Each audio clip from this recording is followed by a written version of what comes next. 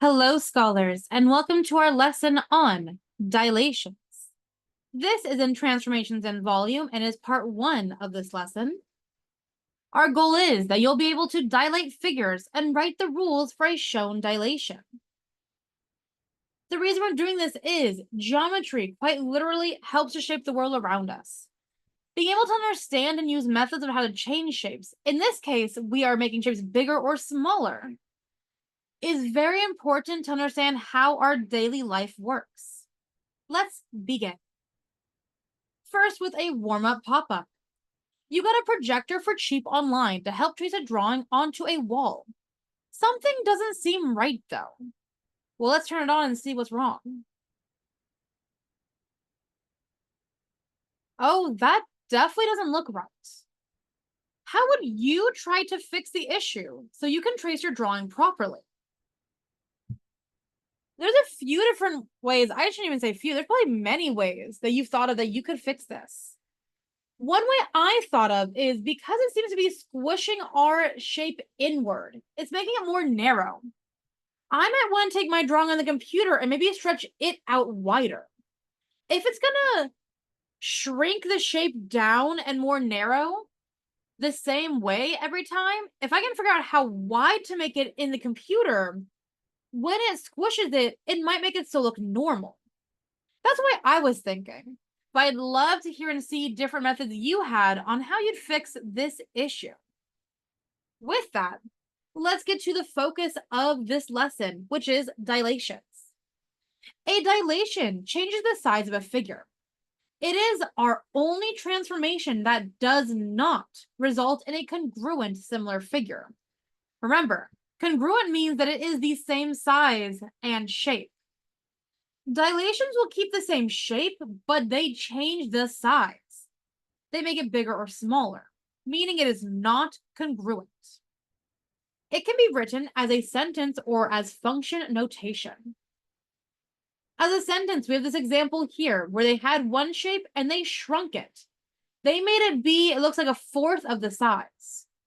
As a sentence, we could say, reduce the shape by a scale factor of 1/4 with a center of C. It shrunk around the center point here. If we look at function notation, we have this example here. We had this shape and it got bigger. It doubled in size. In function notation, we would use a capital D standing for dilation. Then we have some things in a parentheses. The first part of the parentheses gives you the scale factor. It doubled in size, so it's a 2. The second part of the parentheses shows the center of dilation. In this case, it grew around A as its center. Now let's talk about enlargements versus reductions. Dilations grow or shrink the size of a figure. We call these size changes enlargements or reductions. Enlargements make the shape grow and become larger. It always has a scale factor larger than 1. So it would make the triangle get bigger. That is an enlargement. Reductions, on the other hand, makes the shape shrink and become smaller. It always has a scale factor between 0 and 1. So it could be a decimal or it could be a small fraction. And it makes the triangle get smaller. Enlargements, reductions. Now let's get to the focus of this part of the lesson, which is finding the scale factor. The scale factor is the unit rate or constant of proportionality that represents the new image from the original image. To find it, we do step 1. Find the length of a side of the new scaled image. Step 2. Find the length of the corresponding side of the original image. Remember, corresponding just means it's in the same place. So if we chose to look at the right side of a square for the new, we would also look at the right side square of the original. Lastly, we divide the new side by the corresponding original side. We could write that as a fraction, or remember, fractions are just division. So it's either new over original or new divided by original. And it is very important that we do the new divided by the original. If we do it the other way around, we're not going to find the scale factor. Let's use that in an example. We have this dilation here. They're calling it dilation with a scale factor n of center x to the shape xtr. And it becomes the new xtr. They want to know, is this an enlargement or a reduction? And what is the scale factor n of the dilation? So first we should answer, do we think this is an enlargement or a reduction? Looking at what they gave us, they told us that the original is xtr. In other case, this, xtr. This is the original. So I'll write original. It then turns into xtr with apostrophes. In this case, the bigger triangle. That is the new. Knowing that, we originally had a smaller triangle and it got bigger. If our shape becomes bigger, that is an enlargement. So I'll answer the first part. It is an enlargement. It made the triangle get bigger. Now we need to answer the next part, which is, what is the scale factor? Step 1 to find the scale factor is divide an image length with its corresponding pre-image length. Then we're going to do a comparison. This is the other way you could determine if it's an enlargement or reduction. You could also determine it by the scale factor. But let's find the scale factor. We already know it's an enlargement visually. Let's look at the scale factor. I already know we have our new and our original. And they give us some lengths of corresponding sides here. One thing to be cautious about, though, is we need the new size first, actually, because we're doing new divided by original. Take note, they've broken it up into two pieces. This piece is 4 units long, and the other piece is 8 units long. We need to be careful. Do not think that this 8 is the length of the new triangle. That cuts off right here. They're trying to give us a trick, but we can fix it. To find out what the whole shape is, we have to do some addition first. The new triangle has the 8 and the 4 together. So I could do that right now. 8 plus 4 means the final length of the new shape is actually 12, which we're doing new divided by original. And we always do new divided by original. So new divided by original. And we just determined that the new is 12.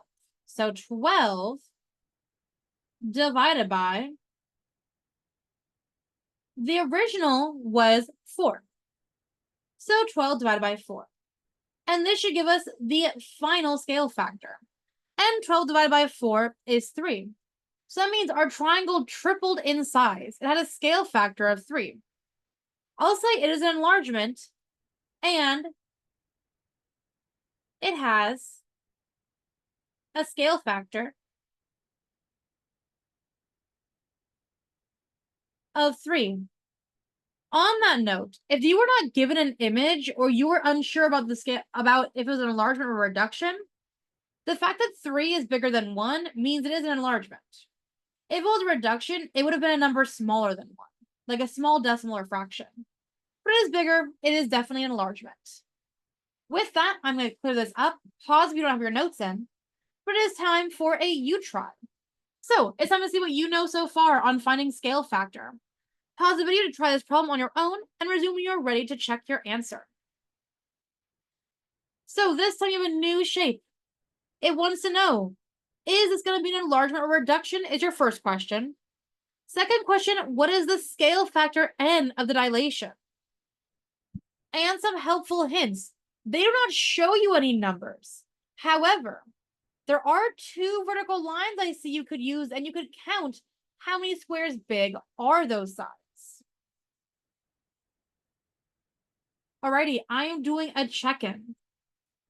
So first things first, I want to know, what is this whole dilation? Is it an enlargement or reduction?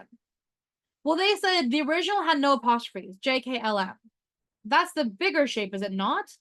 And it then turns into the smaller version. So if you notice, we went from a bigger shape to a smaller shape. And you said it was a reduction, you were absolutely right. So if you put that it is in a reduction, then you correctly identified what type of dilation we had. Scale factors next. So they already gave us our new and our original. The new, this side here, and the original. Sorry, I misspoke. That's our original, isn't it? I should have to fix my colors real quick. This is actually our original, so I'll put this. This will be our new. This will be our original, which means that actually my colors are pretty good. Now, the reason we're choosing these sides is you cannot really count diagonals, at least not easily. But you have two vertical sides here that you could easily count. Which, if you had done so, you'd have noticed that our original was 1, 2, 3, 4 squares long, and the new became 2 squares long. From here, you would have then chosen to do new divided by original. New divided by original. If we do the new divided by the original, your new being 2 and your original being 4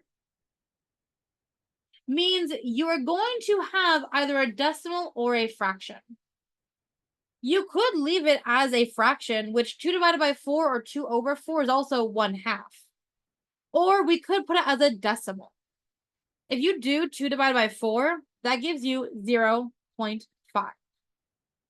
And I will say either is acceptable. You could do 0.5 or you could say 1/2. If you successfully calculated that our scale factor is 0.5 or 1/2, I'll put it here. Scale factor is 0.5 or 1/2. If you found the same, you correctly found your scale factor. If you had put 2 as your answer, that means you did original divided by new, but we cannot do that. We need to do the new shape divided by the original shape. With that, I'm going to clear this up. And we have a closing. So, in this case, we have just about dilations and enlargements versus reductions. Also, how you can find scale factor, where you identify what's the new side length, what's the original side length, and divide new divided by original. With that, I'll be seeing you in part 2 in this lesson in a moment.